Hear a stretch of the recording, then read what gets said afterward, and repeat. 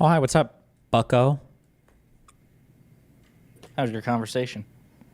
It was good. It was a nice little circle. Was he a lawyer? Because he said he wrote for Just Security, and I think that's like a legal blog. So I assume he's a lawyer. Did I he don't think so. I clarify? think he said he was an economist or something. I don't think so. Yeah. Oh, gotcha. Wait, have you done your debate yet today? My debate. Just kidding. I thought you and Hutch were having a convo with Crystal, Kyle? Ball, and Kyle. Kyle and Crystal. Yeah, that was last week. Oh, wait, how long ago has it been since I've seen you? I think we chatted yesterday or the day before. Yeah, it happened on, I think, last Wednesday. It was good. It was good. It was civil. He put it down as a heated debate. Wait, I saw you clickbait. yesterday? No, wait, when was I at your house? You talked to me like 2 days ago Yeah. after your conversation with the crazy lady. The Yeah, okay, never mind. leftist I meant when I saw Marjorie you in real life. Fuck you. Okay. Taylor. Oh, you saw me in South Carolina. Yeah. How Saw was me- it? Yeah, you saw me 2 days before the Kyle. Yeah, debate. okay. How did your conversation go? I haven't even watched it yet. It went well. Again, he marked it as a heated debate, but it was super chill, and they were both pretty reasonable. Kyle got a little. I don't want to say this. Kyle proposed an unorthodox approach to try to getting Joe Manchin in line by President Biden that I think most people would say is either very corrupt or legally dubious, which was threaten to prosecute Joe Manchin's daughter if Manchin didn't comply with Biden's legislative agenda. But that aside, Jesus. which we talked him down from that, and I think we made the case successfully that even if you endorse such ruthless tactics, and I want Democrats to be pretty ruthless, but even if you think that that's on the table, that's just going to backfire because Merrick Garland would resign, number one. Joe Manchin, number two, would say, fuck you. He'd go public with this. He'd quit the Democratic Party, perhaps become a Republican, which would increase his chances of getting reelected in West Virginia, and then you get nothing accomplished. So even Crystal, I expected Crystal would be the most hostile to our ideas, but she was pretty chill the whole time. So I would say that was mostly a circle jerky conversation, but it was good. It was fun. It was good bridge building. That's good. Yeah. Do you have anything particular you want to talk about, or am I allowed to talk? No, you're allowed to talk. Okay. Can I read to you for 2 minutes? Sure. Okay. Are you listening? Are you ready? I am. I'm listening.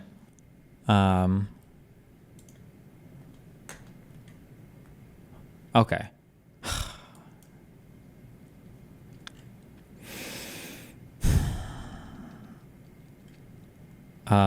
Fuck, I didn't. Okay, I'm reading. Ready? Sure. I want to write an op-ed for a media website. Okay, and I'm reading you what I might send in. Okay, that's what this is. Ready? Okay. Can you wait a minute? What? Wait a minute. Can you also send this? I can hear you, but if I can read along at the same time, that'd be better for me. Can you do that, or is it something you have to dictate? It's something. Copy paste. I'll copy paste it when I finish reading it to you. Okay. All right. Fine. Sure. Okay. My title is "Let me make this perfectly clear. I will never vote for Donald Trump." Okay. Okay. As you're now aware, Donald Trump is leading in polls across some of the swing states, and the future of the election looks precarious.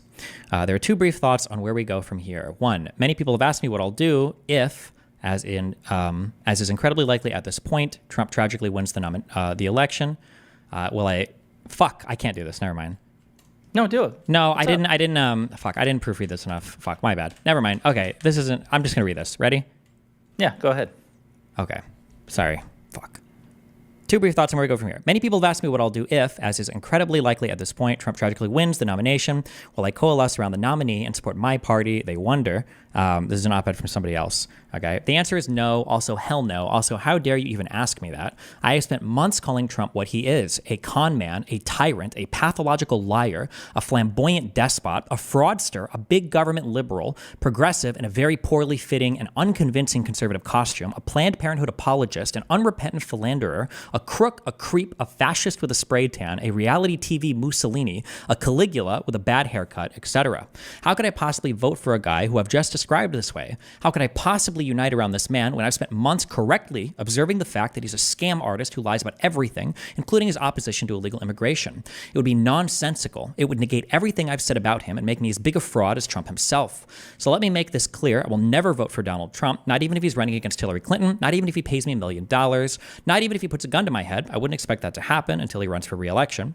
I will never vote for Donald Trump. Let the whole country go to the polls and say yes to tyranny. I will take no part in it. I wash my hands of it. I disavow it. I will not be a willing participant in the decay of our republic.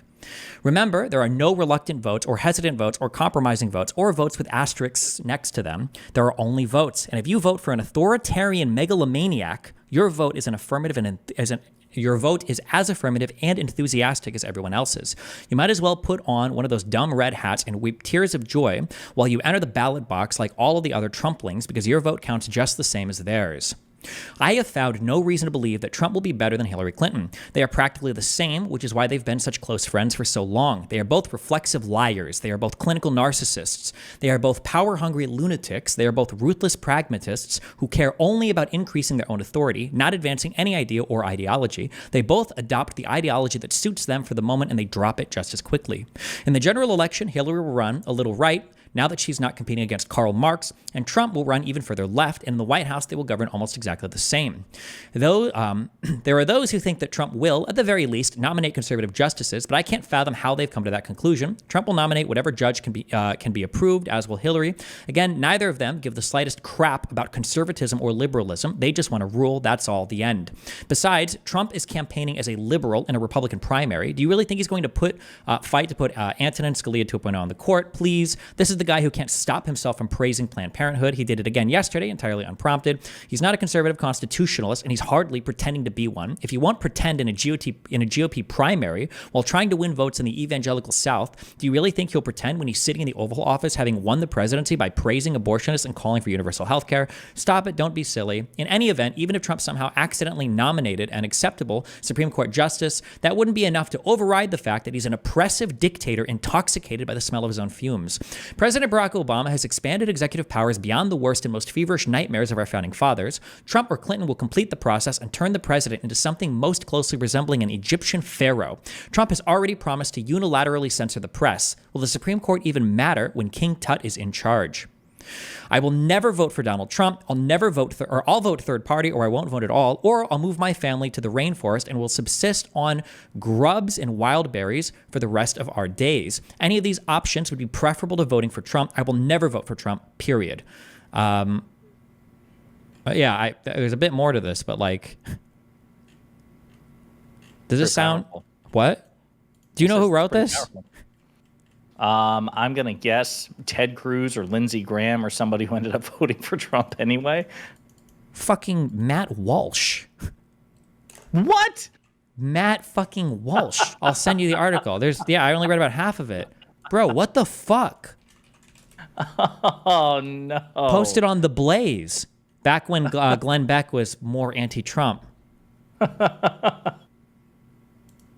It's Matt Walsh versus Matt Walsh, huh? It's insane, dude, how much these people are just...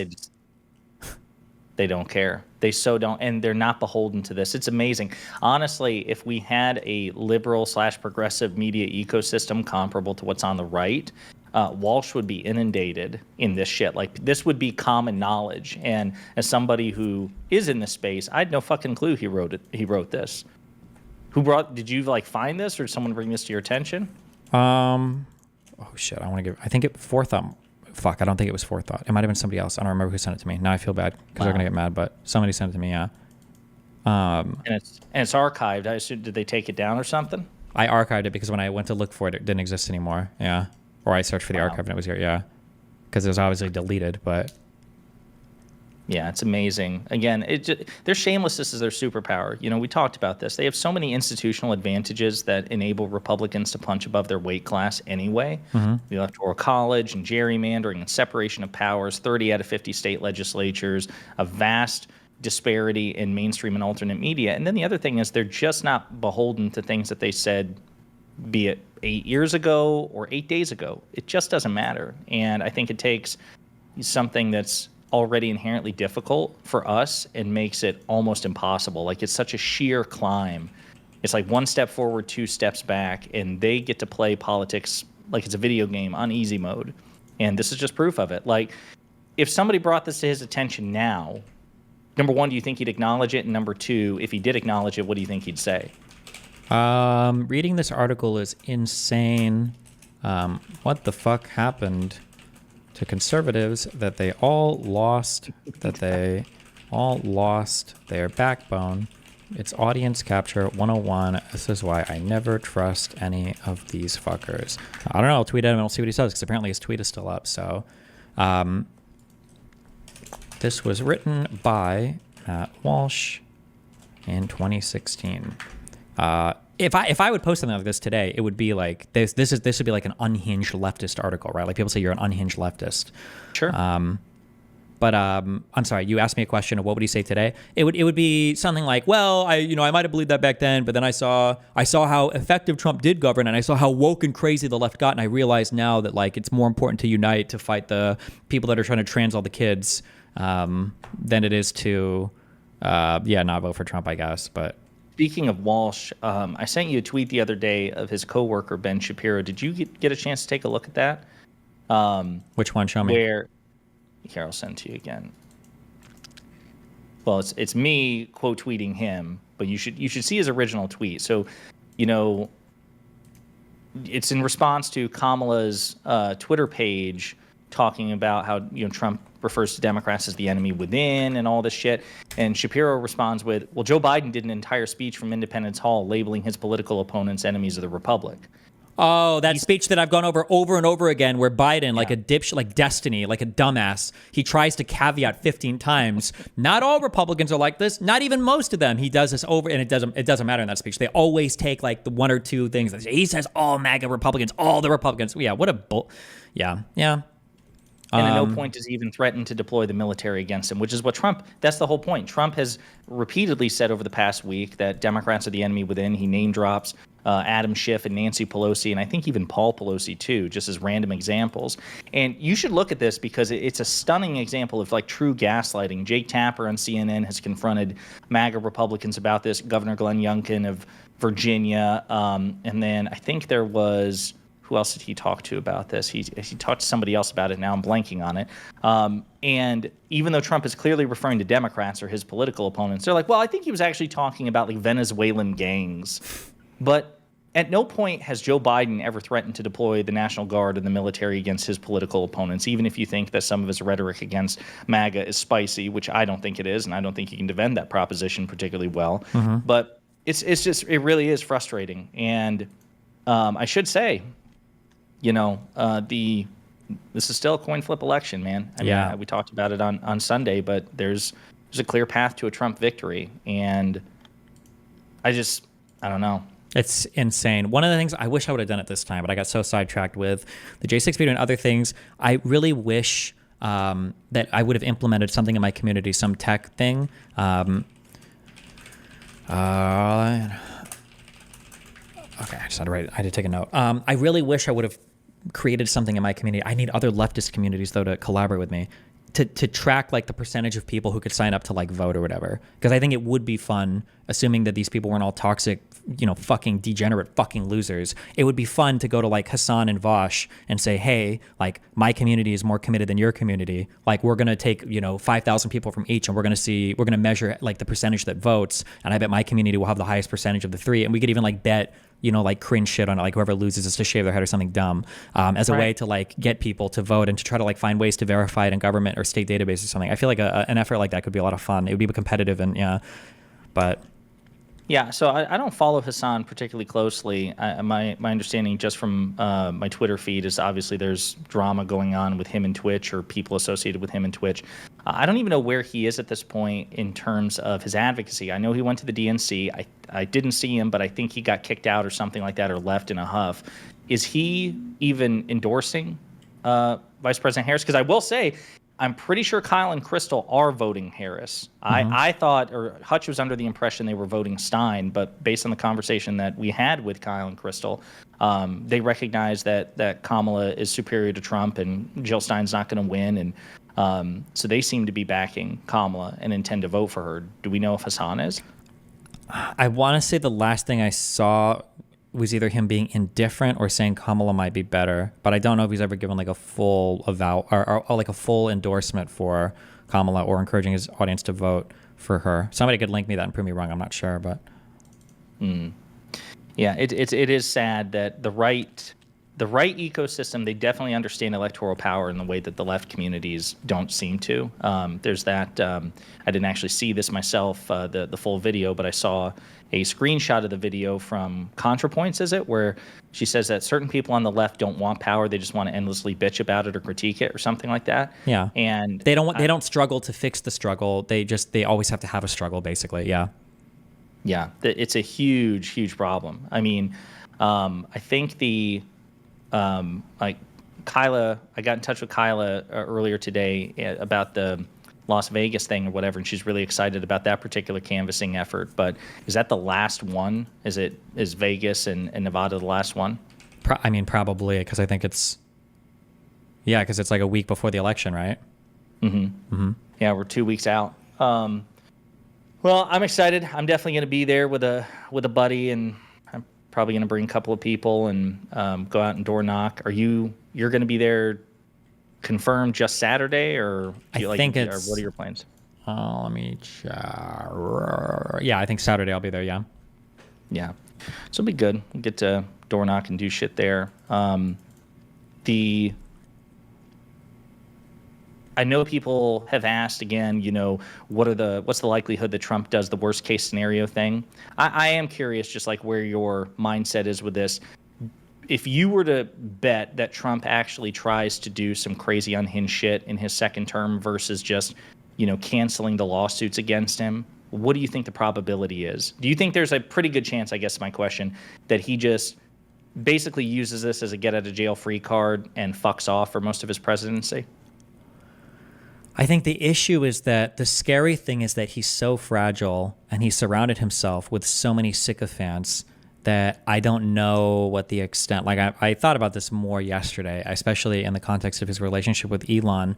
Like if Donald Trump was willing to send in a formal request to Twitter to take down is it Chrissy Teigen? To take down her tweet, he'd make the same call to Elon, right?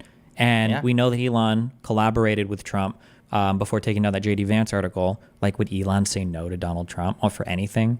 So no. That's something I'm really worried about now is Elon, who is, I think, one of the scariest actors in the United States right now. I don't even want to call him like a shadow operator because he's so in the open and so blatant. Like, this is the richest man in the world who now has like a huge PAC pulling for an authoritarian candidate. This is like, we're on like the worst path right now, right? You realize that, right? We're like on the worst path, right? The world's richest man is pulling for an authoritarian candidate who is controlling one of the largest, news media proliferator, like social media outlets in the, like, it's just, that's so bad. So if Trump is president and he can exercise control through that, that's a scary thing. Like, I shudder to think of like who would be in Trump's cabinet. Like, holy Christ, who the fuck is the new DOJ head? Like, does Donald Trump get more Supreme Court picks? Like, yeah, I mean, that's the scary thing, and this is, I tend to be more cynical. So, if anything, if my channel has many flaws, but one of the biggest ones is I too make more of a negative case against Trump than an affirmative case for Kamala, and not because I don't think an affirmative case can be made, but because I just think fear is a sufficient motivator. Just knowing the threat posed by Trump should motivate enough people. And for me, the big one is, they are confident. Lindsey Graham is confident. He said this on Sean Hannity's show, and others have echoed it, that if Trump becomes president and he gets a Republican Senate, they will have 2, perhaps 3 Supreme Court justices, because Alito and Thomas will retire. They haven't come out and said it, but the way that Lindsey Graham was talking about this indicates that they are either going to die or retire. Presumably, they'll do a strategic retirement. Sotomayor is about 70 years old, and she's like a diabetic who has to walk around with a medic at all times. She could tip over any day. And instead of having just a 6-3 conservative supermajority, it would be a 6 Supreme Court justices MAGA. by one Yeah, it would MAGA, be by a one MAGA. authoritarian fascist president. Like, Right. and Right, imagine and- like the structure. Just think about like the purpose and the structure of the Supreme Court and the checks and balances of the government. Can you imagine telling the founding fathers? So the Supreme Court, that check and balance on the two. Did you know that 2/3 of the justices came from one singular U.S. president Right. who didn't win the popular vote either time? By the way, like holy shit. Yeah, no, 100%. And the thing is, like, a lot of people are saying Kagan and Sotomayor should retire, and I agree. I think they should, just to potentially forestall that outcome. But the other scary thing is, at this point, with Biden being a lame duck president, if that were to happen, I mean, I'd like to think that Manchin and Sinema would back Biden's replacements, because they have actually a pretty good, reliable record on supporting Biden's judges and Justice Ketanji Brown Jackson. But, I wouldn't put it past them to kind of stick it to him one last time. And Yeah, I was going to say, Yeah. it's a 50-50 Senate right now, right? Or is it? Yeah. So Yeah. if one of them backed out, it's it's game Right. over. No, and you can't rule that out entirely. I mean, You can't Manchin, rule it out because the other political party is backed by the richest man in the world as well. Would you want to like Right. how scary? Not to say that they would take bribes or anything, but like, holy Christ, you're in such an uncomfortable area. Yeah, it would be.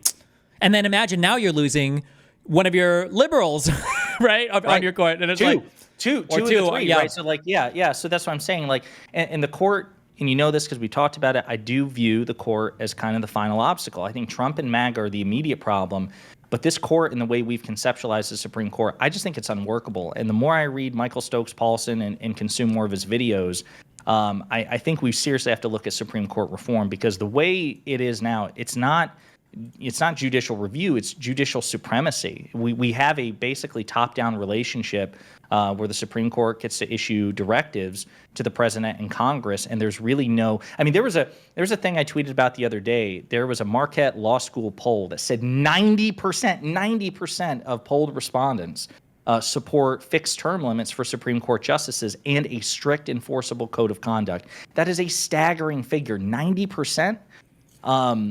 And so, yeah, if Trump is able to even further pack that institute, and here's the other thing too, like we don't seem to like war game the possibility that this Supreme Court would take up any legal challenge to the 2024 election, but why not? I mean, why wouldn't there be a Bush v. Gore? I understand that they didn't interfere the last time in 2020, but they've also done things since 2020 that a lot of people didn't expect. The Trump immunity decision.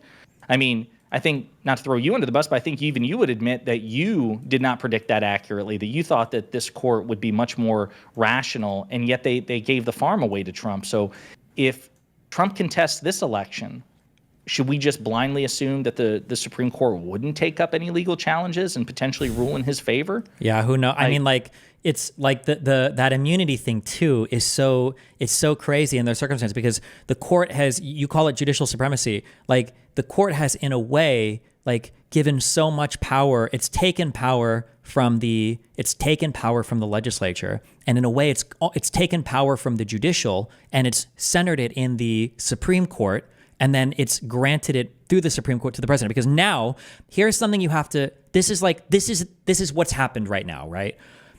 If the president of the United States violates a criminal statute passed by the Congress such that he is demanded to appear before, the courts, which would already require somebody in his own executive branch to want to take him to court, right? Because his own DOJ has to go after him, right?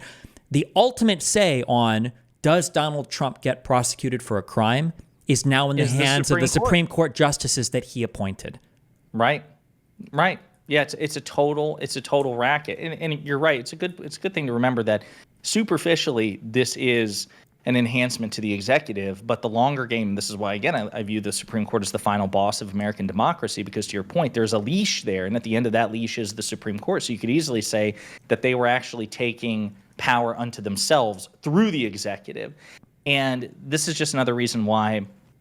I think the founders didn't intend for this to be the case. Like, they clearly intended for all three branches to have some sort of judicial interpretation. And Stokes Paulson's really radicalizing me on this idea that non-acquiescence, where the president can basically just ignore the court if he thinks the court is wrong, is a perfectly valid legal strategy. He's like, because the alternative is the Supreme Court, as the arbiter of the Constitution, is by definition supreme. It can tell Congress what to do because it can interpret congressional powers, the same thing with the executive.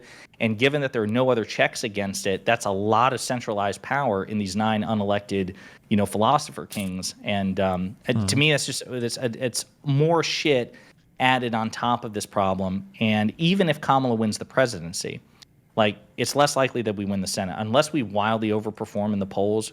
We are very, very, very likely probably going to lose the Senate. Sure. And I'm still convinced that. And again, Republican politicians have signaled that they would do this, is if she gets a Supreme Court vacancy 6 months into her presidency, I am not convinced that they will confirm a single judge. I just don't believe it. Especially because, like, remember, there's always, like, obviously we would give her a Supreme Court justice. Obviously, of course you do that. But it's like, well, but hold on. I mean, like, while it's true, sure, we would. But, like, obviously she stole the election. Like, are you really saying that we should grant a Supreme Court justice to somebody who's so blatantly engaged in voter fraud, right? Because Donald Trump has already made, right, he's the equivalent of, like, the political N-word, right? Which, as in the United States, is saying, like, oh yeah, I would suspend the Constitution because there's voter fraud, obviously, right? Oh, okay, well, see, that's like the worst that's basically the worst thing you can say as president, right? Is I would suspend the Constitution. You're putting yourself above the thing that's regulating our entire government.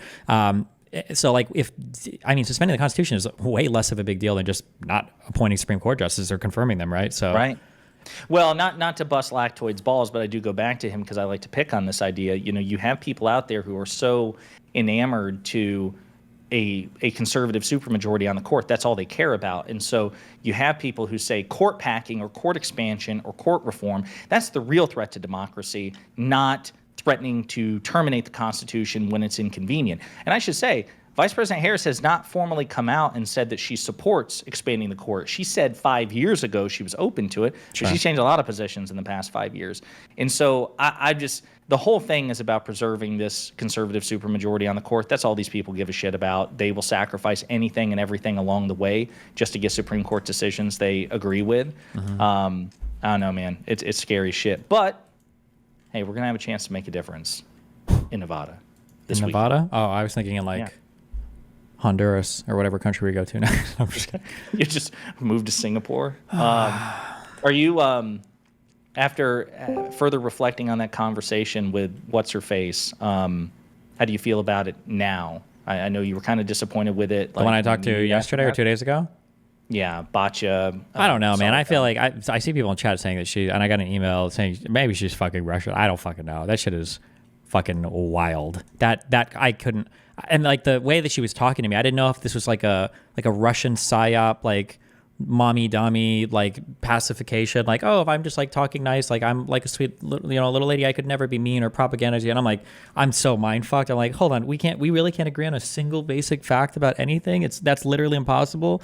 Yeah, I don't know, bro. Holy shit. I don't know for anything. It's all fucked. It's all crazy.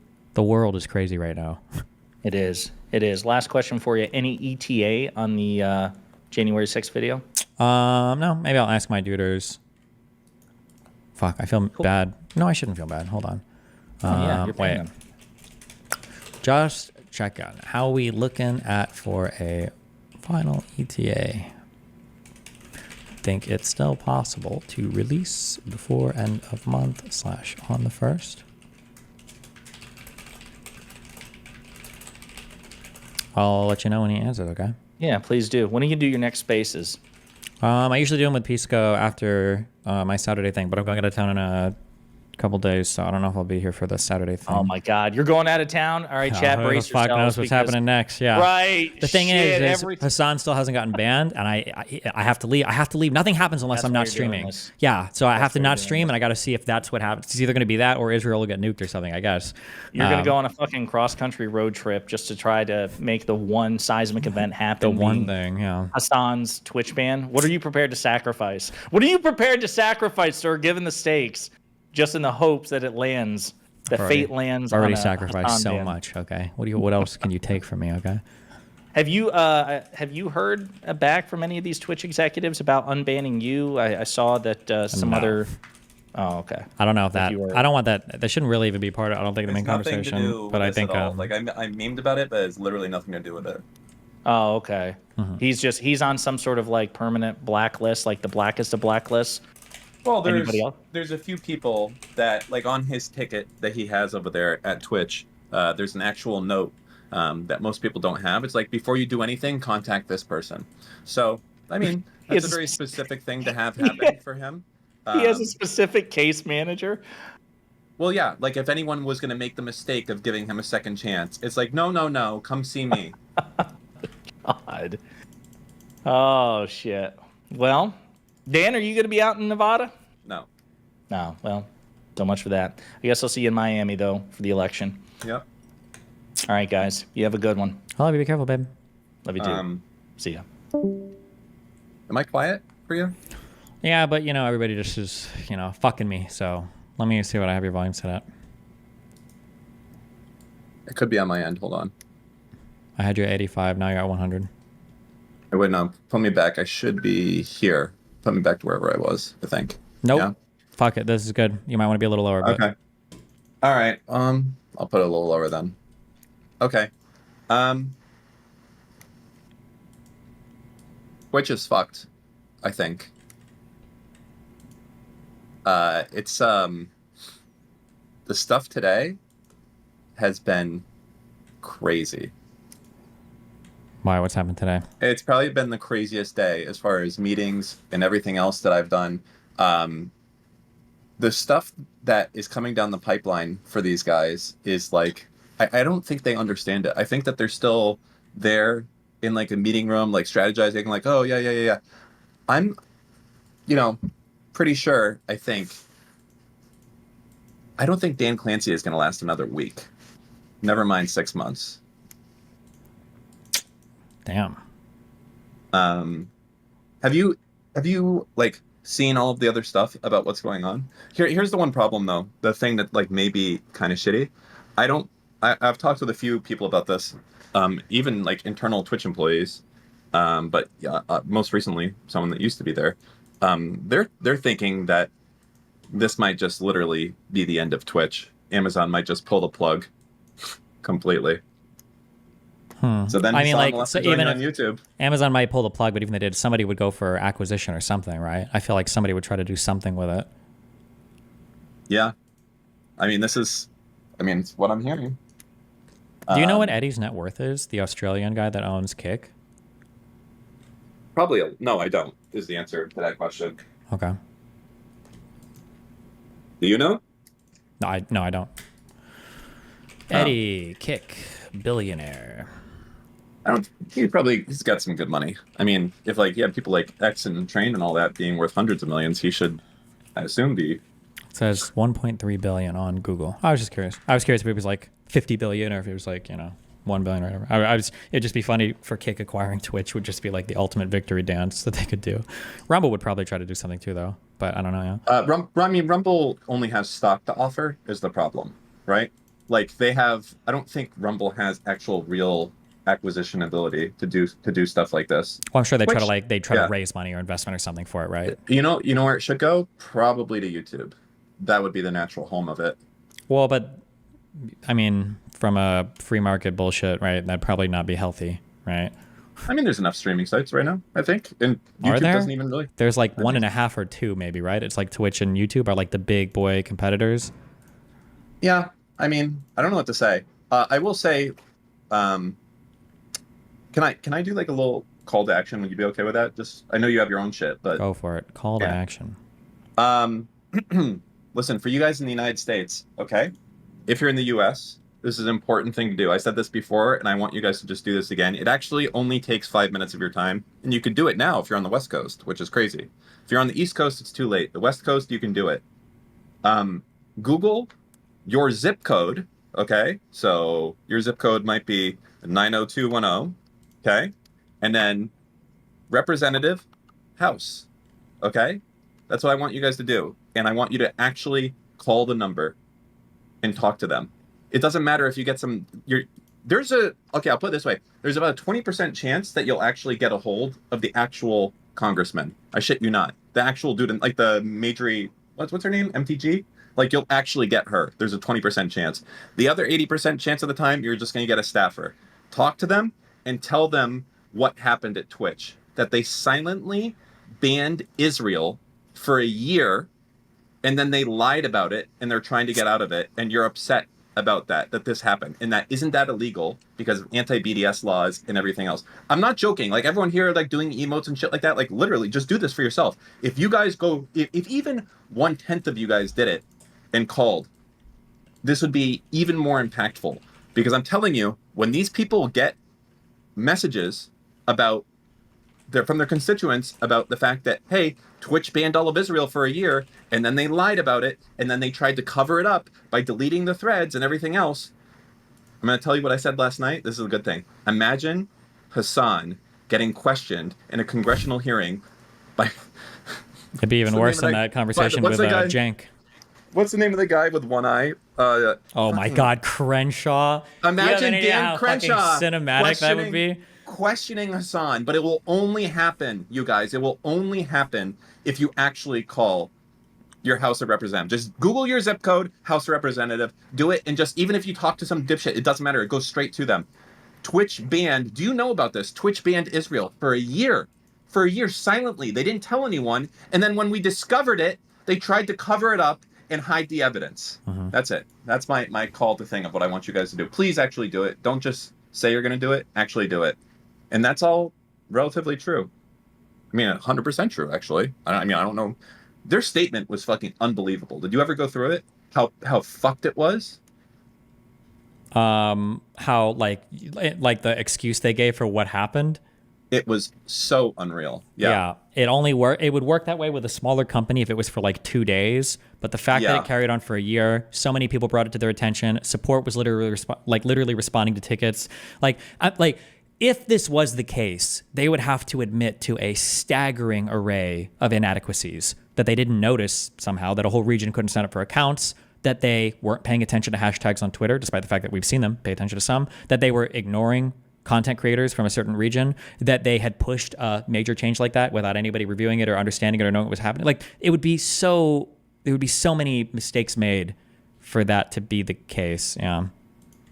There's no excuse, I think. So the part about it, Dan Clancy absolutely has to step down. There's no way around it. But I think everything gets solved when he steps down, because the new CEO, you don't have, like I thought about before, like, do you need to be like, okay, I need Dan Clancy to step down. You have to overhaul trust and safety. There needs to be oversight. I don't think you need to do any of that. I think if you just get rid of Dan Clancy, what happens is that the new CEO comes in here, and the new CEO is like, hey, what happened to that last guy that was in this job? Oh, okay. All right. Listen, I'm going to not do what that guy was doing. So you guys need to fuck off. I'm going to get new people here. Like that basically, I think that's enough. You get rid of Dan Clancy and someone else will come in there and solve the problems. What I've heard from everyone, from every single Twitch employee, is that Dan Clancy is really nice, but he's fucking dumb and he just wants to please everyone. That's it. Like, that is the universal thing I have heard from people, is that he's just kind of stupid and that he tries to be nice and please everyone. That's it. Sorry, you're fucking incompetent. You left all of Israel banned for a year. Also, do you know what else I heard, which is even more fucked up? Is that, you know how they like to say, oh, we banned Israel and Palestine? I'm hearing that people in Palestine, Gaza, and the West Bank were actually still able to connect because both of them didn't use quote-unquote Palestinian IP addresses. They were using internet service based out of Lebanon and Jordan. Out of fucking Egypt. Oh, or that, sure. So it was only Israel that was actually affected by this. I mean, and it makes sense. I don't know if, like, is there, like, Palestine IP or something? PalestineCafe.com? There is. Like, I think there is a country code, and there's a geo tag for Palestinian IPs. But I've heard they can connect through, like, internet coming through the West Bank or whatever as well. I don't know how true that is. I didn't test it, but yeah. Pretty... it's pretty crazy. I will say that the reason why I don't like, I forget that. I mean, Dan Clancy stepping down is probably good, but I think it's possible that if you have a CEO that's a fall guy, you can get away with not making a lot of corporate changes. Basically, instead of having a true corporate change in culture, they would just try to, like, limit the amount of dumb shit that people are doing. Because really, the big deal here, the corporate culture being this anti-Semitic is problematic, but it's the fact that they were able to do so much dumb shit. That geo-ban is just dumb shit. Allowing content creators to say shit like this is dumb shit. Yeah. Yeah. It. How do you think this went into place? Like, especially like, how do you think that person got hired? Who last job was whatever? I don't know enough about the background of the hiring, so I can't even. I don't even know how uncommon the statements are now. Right now, I have no idea. Yeah. Hmm.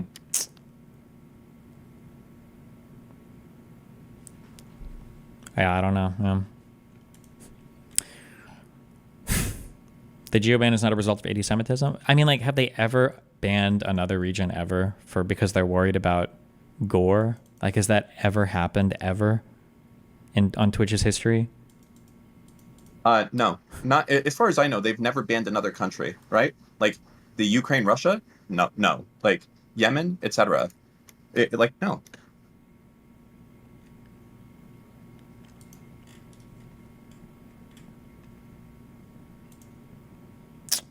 Yeah. Well.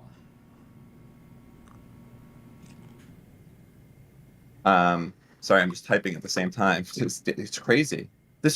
I don't know how this could have happened. The combination of all these things is fucking unbelievable. Like, even one of these things is kind of wild. Like, if it was just moderation decisions, whatever, um, you know, that would almost be okay. But it's not the moderation things. It's banning all of Israel. It's deleting the evidence that you were banning Israel. It's suppressing all of those people in the place. It's putting in super prominent anti-Zionist people into positions where they dictate what the policy of what word's okay. Like, do you know that Hasan's chat since October 7th has said the word Zionist 43,000 times?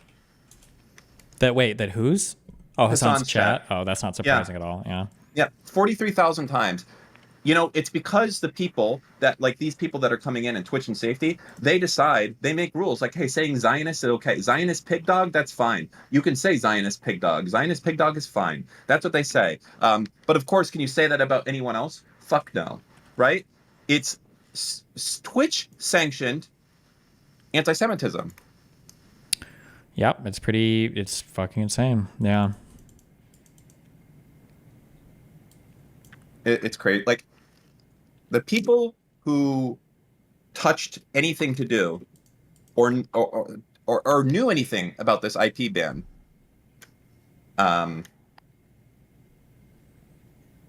It'd be nice if I knew somebody in Twitch, although I don't know how few people have access in because it would have to be somebody from Trust and Safety that can review that JIRA ticket. I wonder what the comments were on the ticket. I don't know.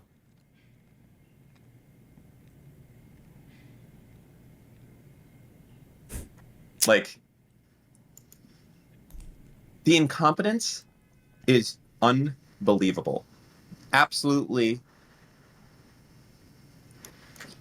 And your conspiracy theory also, by the way, I believe it. Unironically, I actually believe it now. You know why I believe it? Wait, which conspiracy theory? That the reason that they are keeping you banned is because then the Israel ban would have been exposed right away. Oh. I don't know about that, but that would be funny. That would be pretty crazy. Do you know what's so fucked up, by the way, also? What? Why would they, when they allow Ukraine and Russia and Yemen and all these other people to create an account, okay, and stream whatever the fuck they want, why would they care all of a sudden about on the global day of jihad? Why would they care about that? Is it because Jews are getting attacked? And that's not, we don't want to have that narrative. Only Arabs get attacked and not fucking Jews. Like, I don't understand. They have not done this for anyone ever, except for the one day where there might be attacks against fucking Jews. Like, am I schizo?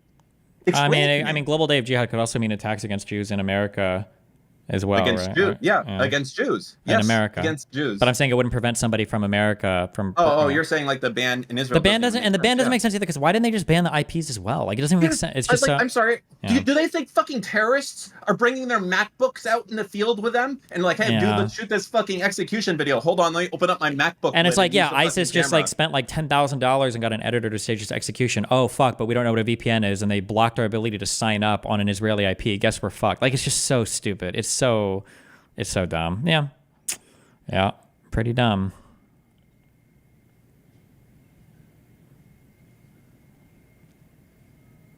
I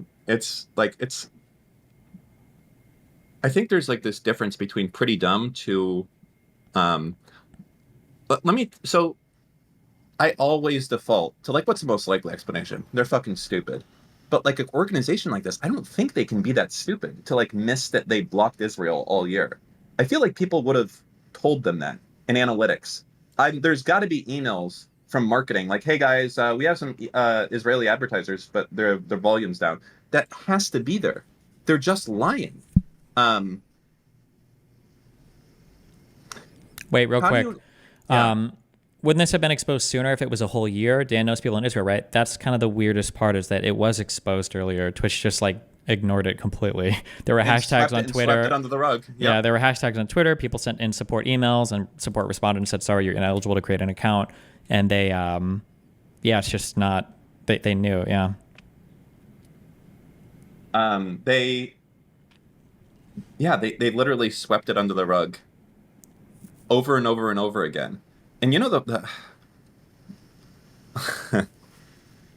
it's just, what I want you to explain to me, tell me how the anti-Zionist or whatever person, and she may not even be anti-Semitic. I mean, I think she probably is, but that's my opinion. Mm-hmm. Tell me how tell me how you decide to hire that person.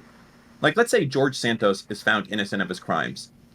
What company is like, yo, let me hire George Santos? Who does that? Can you explain that? Yeah, I don't know. It's pretty fucked. Pretty weird. That is unbelievably insane. And you know that went through two people. Dan Clancy directly approved that hire, by the way. Yeah, maybe. I mean, I don't know what her statements were exactly, or so it's hard for me to say. No, but don't forget it. It doesn't matter about the statements. It doesn't matter how anti-Semitic or anti-Zionist or whatever she was.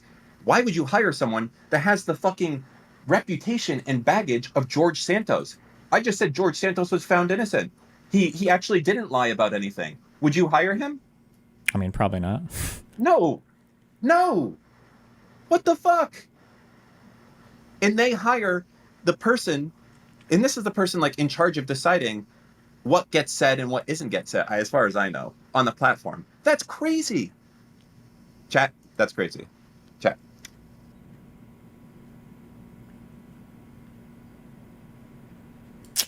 Pretty fucked. Pretty wacky. Yep.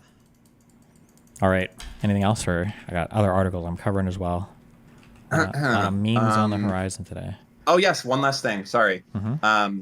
So there's a pretty big meeting happening tomorrow, and I need, if you have specific evidence. Let me use one Discord channel. Well, hold on, real quick. In Destiny's Discord, there is a channel. What's a channel that's barely used? 1 second. Hold on. Just give me a second. I promise I'll be done. I think I already know the answer to this. All right. There is a channel in Destiny's Discord called Sports. Okay? And for now, we are going to use the Sports channel for another purpose. I need every piece of evidence that you guys have. Do not meme or I'll ban you from the Discord. Anyone who memes in that Discord, I will ban you. Thanks. Every piece of evidence that you guys have of Twitch knowing about, so a user emailing in, hey, I can't connect, I'm in Israel. Every single copy of an email like that, and then Twitch responding. So a user voice getting deleted, a Reddit thread getting deleted, a person on Twitter asking for support from Twitch. This is the main thing I need for tomorrow, okay? Please, guys, help me get this, okay? I just need evidence of people that wanted to create accounts and contacted Twitch. And Twitch, if you're Israeli and you have an email, you can put it in there, okay? All of this stuff will be super, super helpful. That's it. I'll let you do your thing. Thank you. All right. Love you. Be careful. Yep. Bye.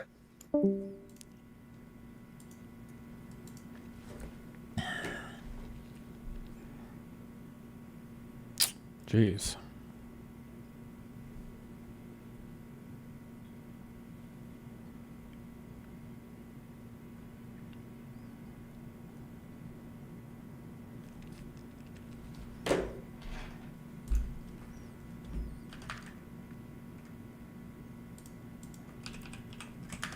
Is Dan over-exaggerating when he says Twitch is over? I feel like he is, but I also would have said that there probably won't be a single person banned from this. I am shocked that that panel got nuked from orbit.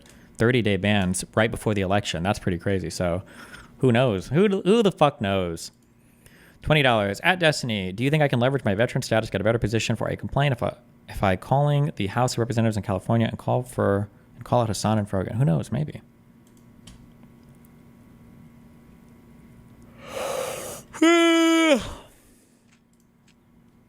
What is this? I will never have any fucking pity for any fucking soldiers. The U.S. military? Who fucking who? I hope you get PTSD. Dude, I swear to God, maybe this is a coincidence. Every single clip I've ever seen in this version, she's eating food. Okay. Like, it's got to be the food at some point. That's the problem.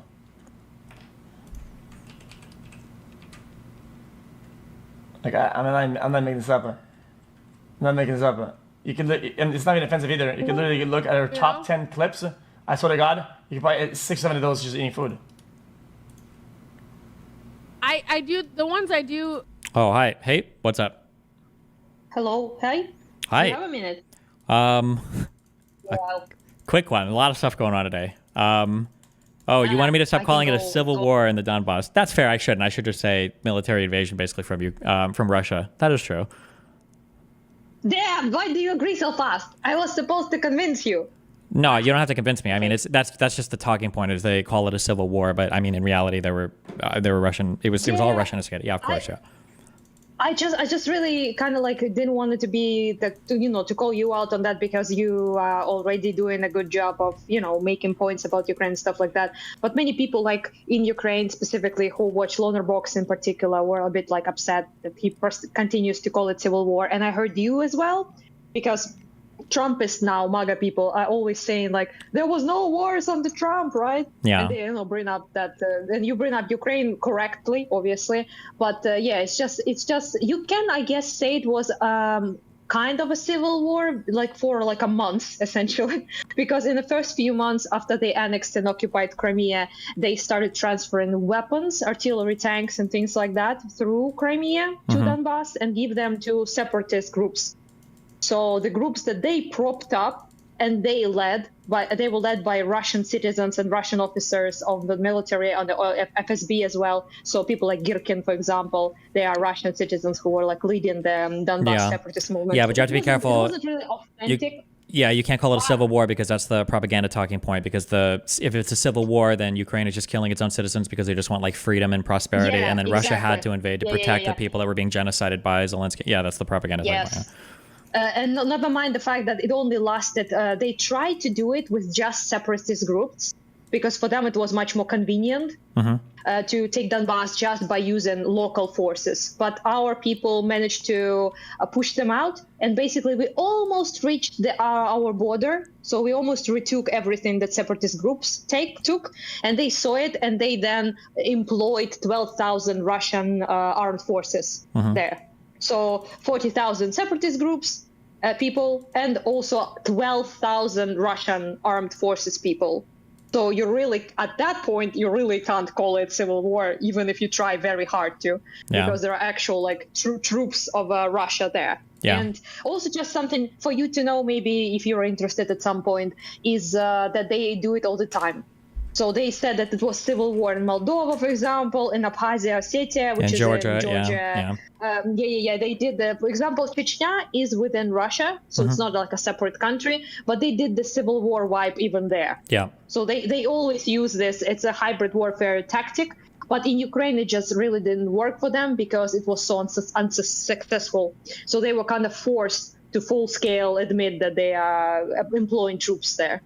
At first, they really didn't want to do it. So yeah, so I would probably appreciate it if you just, said war in Donbass, for example, didn't say like civil war. That would be a little bit nicer, I suppose. Okay, I'll keep it in mind. Yeah, how's your crusade? It's going. It's crusading. It's crusading. Okay, I believe in you. Okay, it's a couple weeks, before the election. Right? Yeah, like 2 weeks. Yeah, pretty crazy, but yeah. Just something funny for you before I go. I just talked with with the soldier dudes from 33rd Brigade, and they actually asked me, they're like, so what's up? Like, who's going to win? And I'm like, well, I obviously can't tell, right? It's a 50-50 sort of thing. Yeah. And they were like, well, yes. And what do we supposed to do though? And I'm like, well, you just wait until November and just try not to die. And then we shall see What's what will happening. happen with you. Yeah, yeah, it's just kind of weird to talk about it that way. That people are like, well, we are supposed to wait until American elections to find out just how fucked we are. Is it like status quo with Kamala, or is it like something much worse with Trump? Fuck knows what. We actually filmed Ukrainians React with Dylan Burns in Kiev, which I participated in. And he posted, I think, part of it already on YouTube. So if anyone wants to check out Dylan's, channel and see it, it's Ukrainians reacting to media people, American MAGA people, people like that, politicians, Trump, Vance, people like that. Nice. Cool. Okay. Yeah, it wasn't fun though. There is no Hasan there.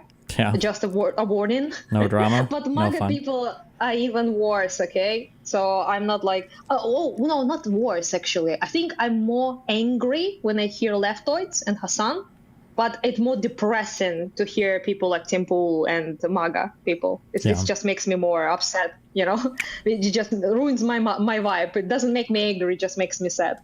Yeah, So, it's pretty crazy, yeah. Yeah, well, anyhow, not gonna waste any more of your time. Appreciate you. I was supposed to have a little debate with you. Didn't work out. Fuck. But anyhow, you're good. Love you. Bye-bye. Love you too. Be careful. Stay safe. I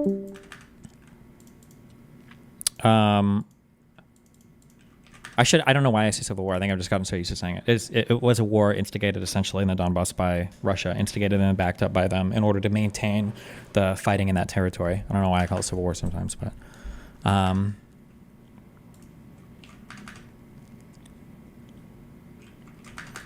listen, I'm not one to call out people on whatever fashion bullshit, do what you want, but I will just say, whatever combination of facial hair and hair this is this like a Photoshop, or is this like actually, whatever this is not it. Somehow, like a 9 out of 10 man has turned his face into like a fucking Dumb and Dumber. I don't know what this is. Don't do it. My goodness.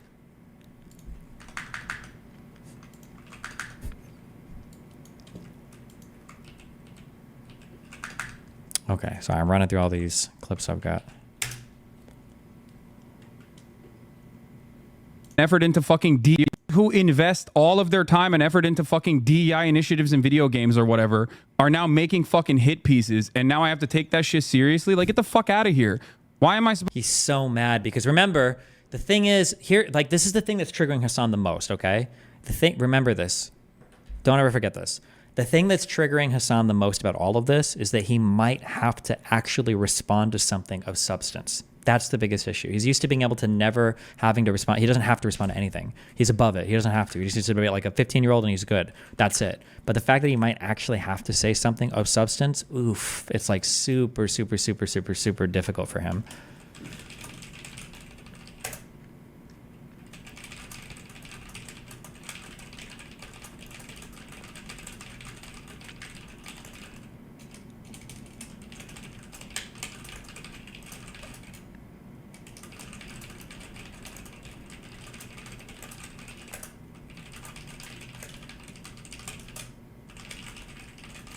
Has he been forced to apologize for anything since the 9/11 stuff?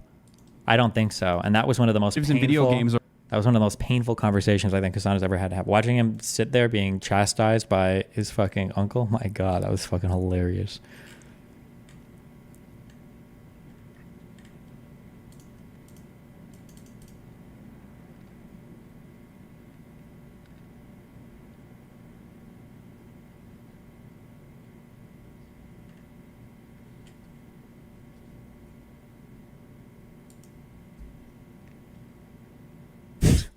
Holy shit.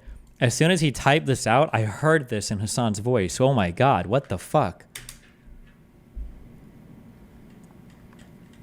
People should be aware that Hasan operates in a very specific blah, blah, blah. And then Nicholas Dario responds, every single person who's ever had drama with Hasan has gotten the, isn't this the guy that ... Holy shit, that's true. Holy shit, that's true. Isn't this the guy that, oh man.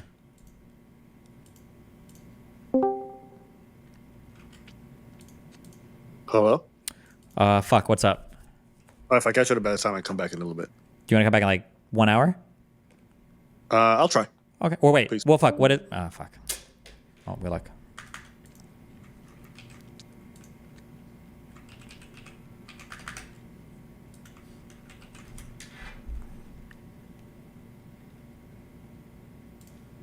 Air right now. Pokemon and Valkyrie will stream with Bernie Sanders on Twitch tonight. Yet I'm not punching the air right now. Let's be real, okay? I am not. I'm excited that they're doing that though. It's good. It's good to do that. All right. Air right. Rip.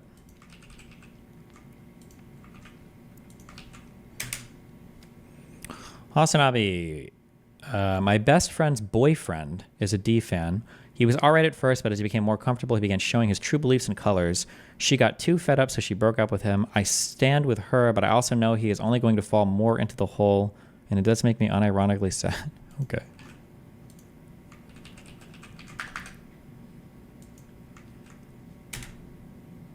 Does make me unironically sad. Yeah. Wasn't it creep towards Cutie Cinderella? Way worse than that. Creep doesn't begin to explain it. I know we moved on, but the most insane thing to me is how people ever thought. True.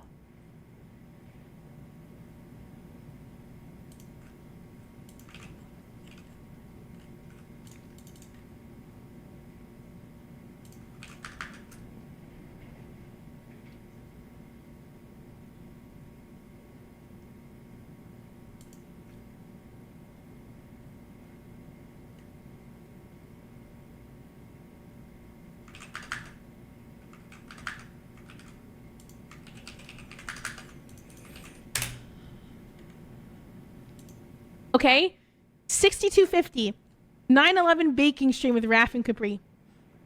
If we get to this goal by 9/11, Capri, Raf, and I will make the Twin Towers out of a stacked cake, and we'll make an airplane, and we'll recreate 9/11.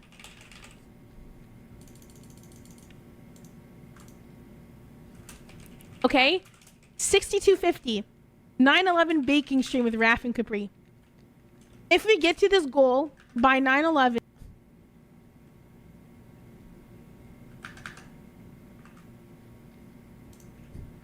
Jesus Christ.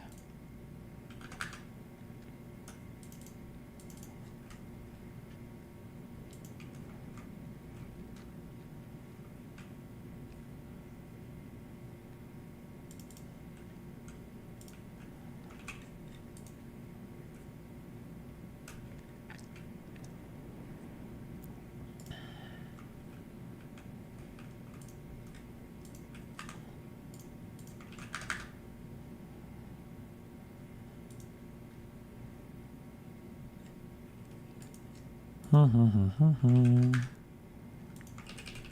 is this?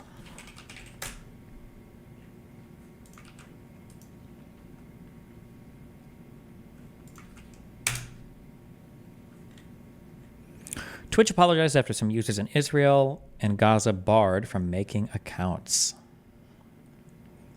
A Twitch spokesperson said that the platform disabled some signups in Israel and Palestinian territories after October 7th, 2023, in a bid to stop the spread of violent imagery. Kelsey Baker. Don't know anything about that person.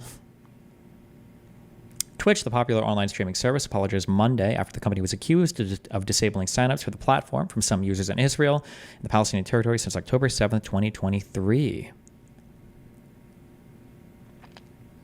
Post on X, Twitch support acknowledged that accounts requiring verification.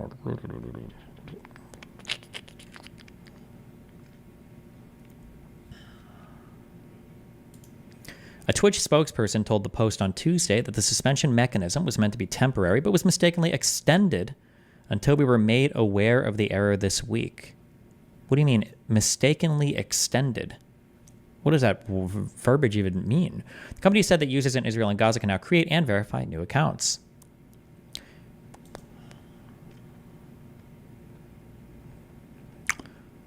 Rod said, what? Slasher? It looks like they banned everything. It just looks like they banned everything because they were afraid of graphic images and they probably just didn't want to deal with this stuff, said Rod Brislow, a gaming and internet culture expert. But they didn't ban everything. They just banned new signups. And this is such a blasé statement. Like, oh, they probably just geo-banned it because they just didn't want to deal with it. This is their job. What are you talking about? It's one of the largest streaming websites in the world. What? Okay. You were in Israeli mainstream news last night on a show called Con 11. The host even said he was a fan of yours. Based. Okay. My Mossad paychecks are coming in. They could have quote mined him to be fair. Mainstream media generally won't quote mine you like that. This piece isn't about him, so I don't know if they would send a fact check, but generally if you're doing a quote for the New York Times or WAPO, they're not going to like quote mine you and like, cause it's just bad. At least in my personal experience, I don't generally do that for these.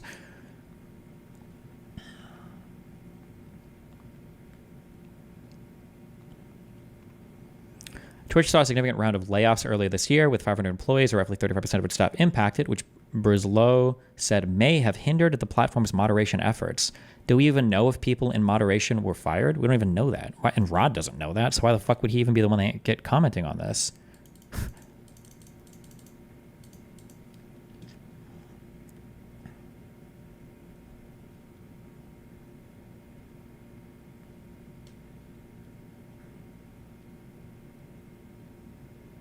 On Monday, the platform suspended multiple Arab and Middle Eastern streamers after a prominent Jewish content creator, is that Dan? And the Anti-Defamation League accused Twitch of having an anti-Semitism problem. Prominent Jewish content creator.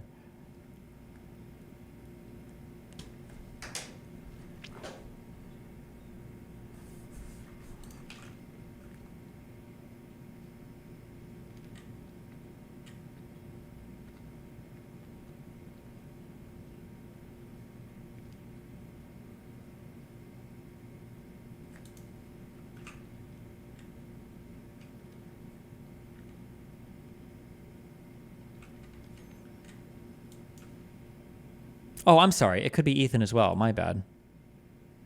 My bad. It probably was Ethan, actually. Fuck Dan. My bad.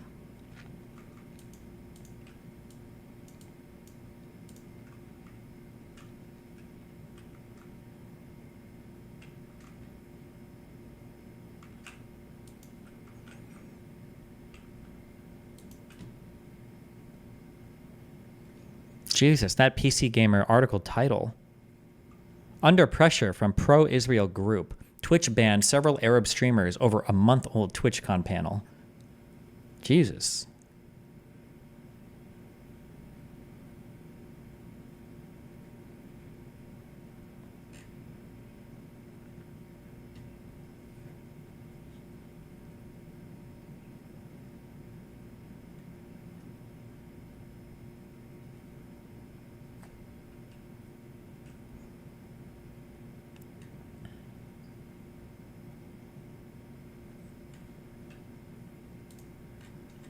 This article, okay.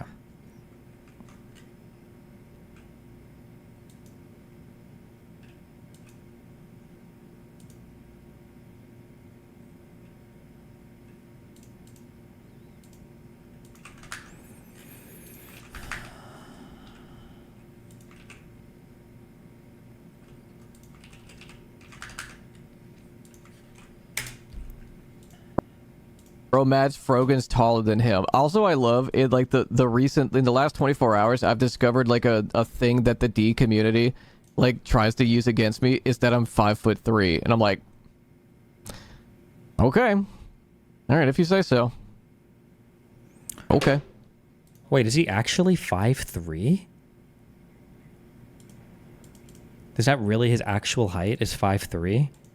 I'm not saying it's on. I know he's short. Oh, and then this is an old clip because he said he'd beat me up if he ever saw me in real life. Okay. I'm not saying it's on site if I see Destiny at TwitchCon again. I'm just saying, you know, it probably wouldn't be on site. Honestly, I probably wouldn't notice him while I'm tripping over him because he's so fucking short. Being a child. Jesus Christ, dude.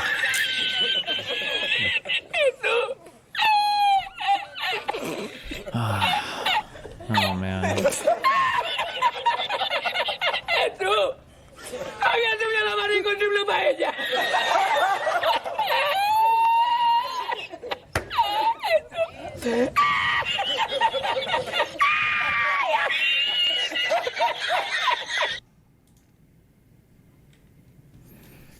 Jesus Christ.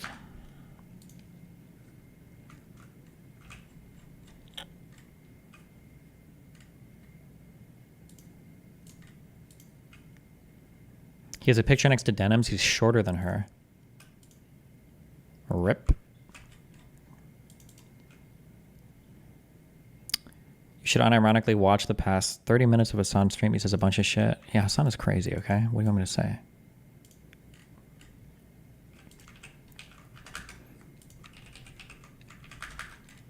How tall am I? 5'8". Sup, you beautiful bastards. Welcome I back. guess I'm supposed to say 5'11", since every guy that is my height is apparently 5'10" or 5'11", until I see them in real life and they're my height or shorter.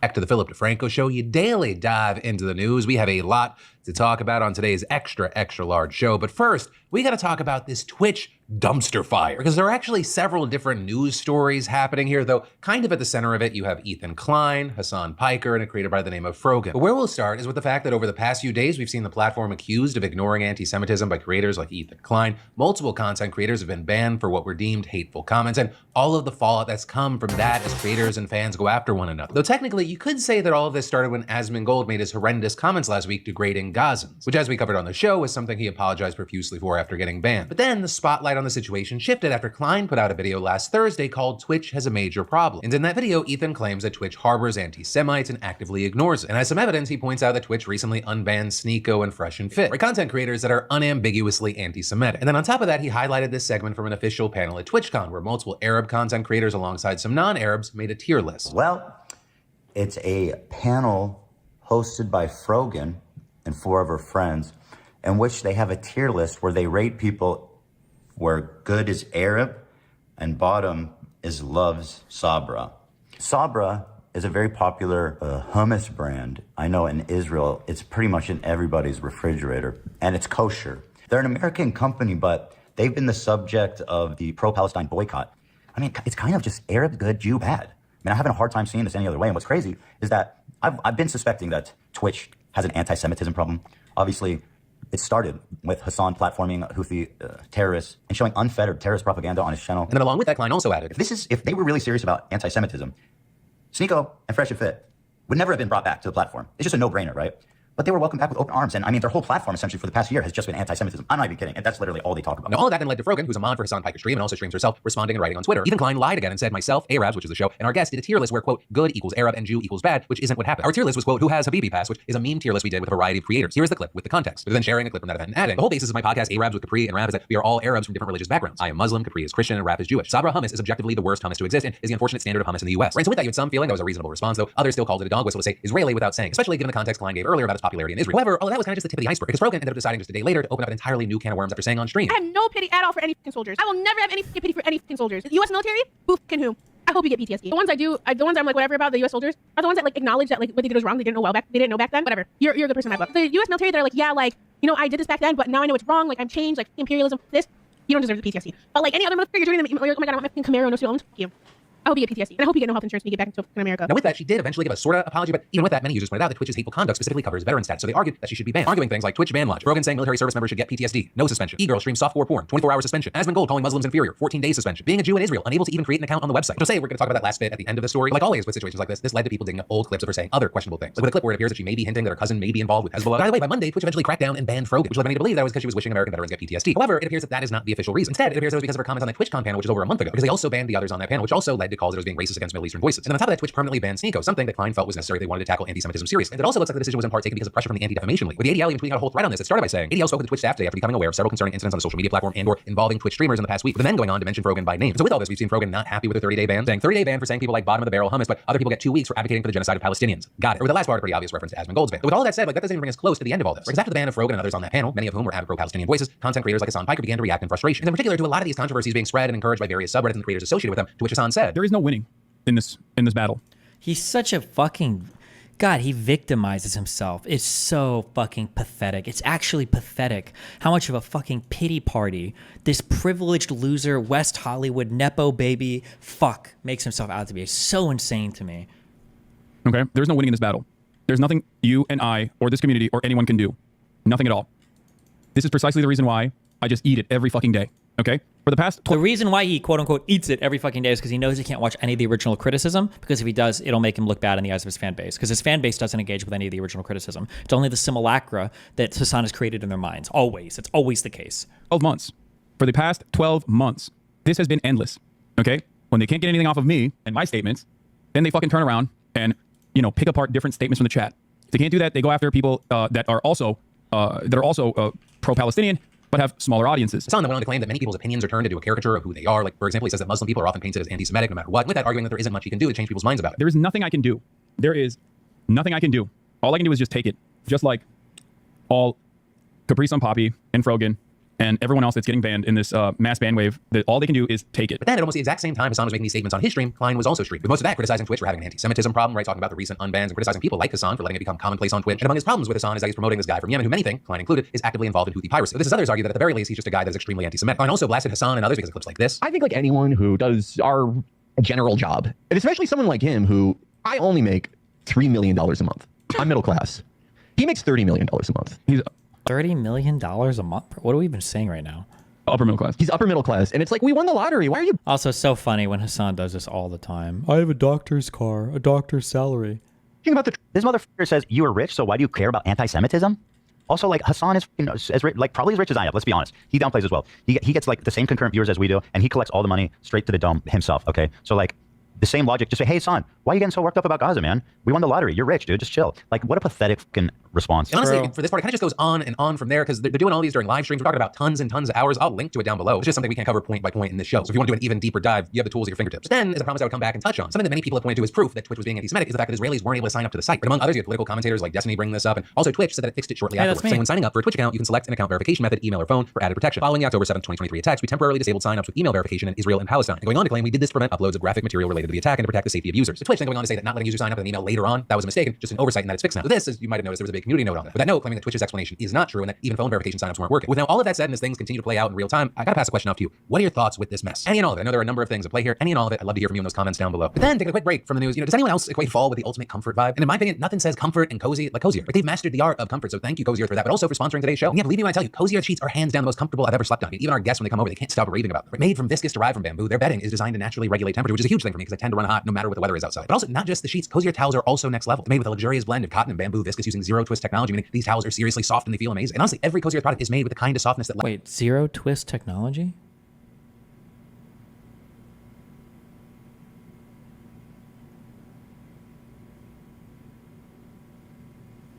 Jesus.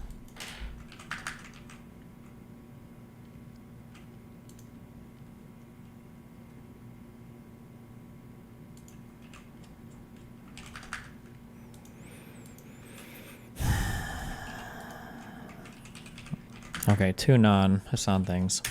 What is this? Breaking. Jan 6 wasn't about election fraud? Oh, it's Adam Friended. This is a very tough election. I like Trump better on policy, and Kamala Harris seems completely unqualified to be president. That said, here are two very big reasons not to vote for Donald Trump. Spoiler alert, neither of them is January 6th. One, if he loses, even legitimately, he's going to claim the election was stolen and do his best to set fire to all of our institutions. Okay. Two, there's a good chance Trump will go after his political rivals with bogus lawfare. Yes, this has been done to Trump, and many will And many will believe going after Democrats is just for retribution, but it's not good for America. This is the kind of institutional decay we should vigorously avoid. Both of these things were big parts of January 6th. The election being stolen was the entire lie that powered January 6th, and Donald Trump vigorously used the courts and bogus lawfare in order to try to flip the election results, but okay.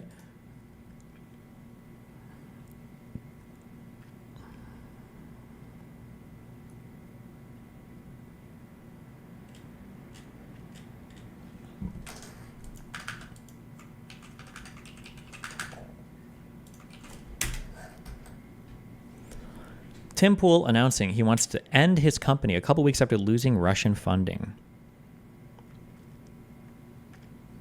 Tim Pool went live and started complaining about his employees not working hard enough and about his costs a few weeks after his tenant media Russian funds dried up. Extra funny because he claims he's working 16-hour days, 6 days a week, while he's constantly talking about how he goes skateboarding, works out, plays Magic the Gathering, and goes to the casino regularly. No shot. 2 hours. Is this front loaded? Let me grab a sippy soy. Hold on.